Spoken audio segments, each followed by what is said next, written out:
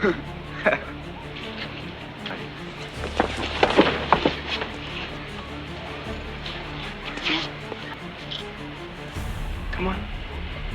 on with it. Word on the street was that this guy had put his own little brother in the ground. But the craziest part? Someone actually decided to hire that monster as a bodyguard. That someone was Clifford Peache, the new kid in school. He lived in a fancy hotel with his dad, rolled up every morning in a luxury car. And that alone was enough to paint a target on his back. This is Moody, a guy who ran a protection racket on the student body. The kind of guy every school had. And if you went to high school in America in the 80s, you know exactly who I'm talking about. From day one, Clifford got cornered in the bathroom. They backed him against the wall, soaked paper towels, and threw them straight at his face. 50 cents. And it nearly got a whole lot worse. The kind of humiliation no kid should ever have to go through. Clifford thought fast, shoved everything aside, and bolted. He knew one thing for certain. This was just the beginning. Every day at school was its own custom-designed hell for Clifford. On the basketball court, he got knocked down like a joke. In the locker room, all his clothes had been trashed. He knew exactly who was behind it, but he couldn't do a damn thing about it. While he was trying to wash out the mess, Clifford heard Moody's voice just outside. His heart stopped. He ducked into a stall, held his breath, didn't make a sound. But one tiny noise was all it took for the door to come flying open. Right when everything was about to spiral out of control, a massive figure rose up from the stall next door. Moody froze. Something flickered across his face. Hesitation. Something nobody had ever seen there before. Then he made a choice. He backed off and walked away without a word. Clifford stood there, still trying to process what just happened, but he'd figured something out. There was someone in this school that even the bullies didn't want to mess with. What had this giant done to put that kind of fear into an entire school? If you were in Clifford's shoes right then, what would you do? Run? Go to a teacher? Or take a chance and track down the one guy everybody's scared of? Clifford went with the craziest option. He found Ricky and laid it out straight. Asterisk, be my bodyguard. I'll pay you every day. I'll even do your homework. Asterisk Ricky just looked at him, then turned and walked away like he hadn't heard anything worth his time. Clifford didn't quit.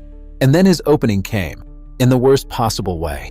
Moody jumped Clifford in the pool locker room, shoved him into a locker in the dark, cramped, barely any air. Ricky was there. He saw the whole thing and didn't move. What was going on inside that guy that made him just stand there and watch? It wasn't until Clifford wouldn't stop screaming that Ricky finally opened the door and let him out. You want your turn? Go ahead. I've been gone all day, you big dumb son of a bitch. After that, things started to shift. Clifford took matters into his own hands, threw paint straight into Moody's face, then got chased by the whole crew into a dead-end alley. Oh.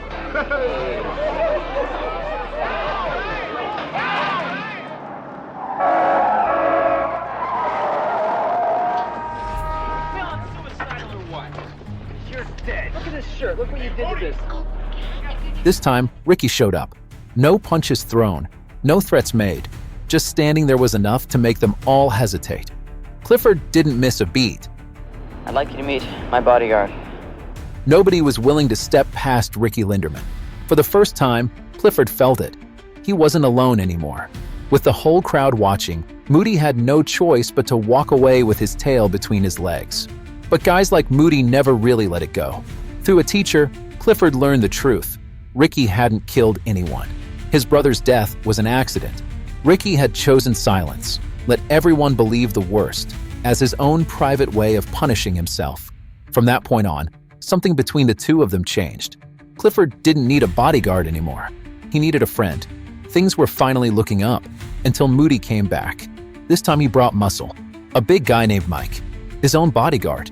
Moody wasn't stupid. He knew he couldn't take Ricky himself, so he found someone who could. Mike stepped up and got in Ricky's face in front of everyone. Laughter. Taunting. Ricky didn't react. You queer or something? Huh? Huh?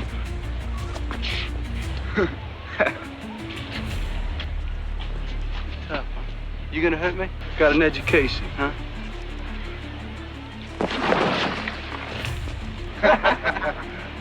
Yeah, we'll see, huh? You're not so tough. He quietly got up, walked to his bike, started to leave.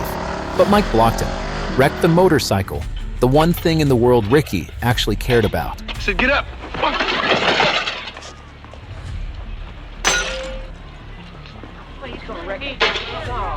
Hey, Joe. Joe, come on. Hey, Moody, this is a drag, man. Leave him alone. Come on, Moody. Then Moody stepped forward and shoved it into the lake. Clifford could only watch. Ricky just stood there, staring as his bike sank beneath the surface. That bike was his whole world. And that moment, that's what pushed everything past the point of no return. After that, Clifford went looking for Ricky, not because he needed protection anymore, just because he wanted to be there. They spent hours at the junkyard, digging through bolts and scrap metal, piece by piece putting the bike back together. Somewhere in all that rust and wreckage, Ricky said more than one word for the first time. For the first time, he didn't want to be alone. But the peace didn't last. This time Moody didn't just block the road. He brought Mike and gave an ultimatum. Hand over the bike. The one Ricky and Clifford had just poured everything into bringing back from the dead.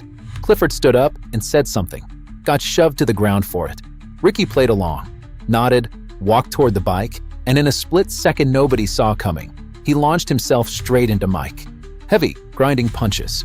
The kind you throw when you've been swallowing something too long. Come on.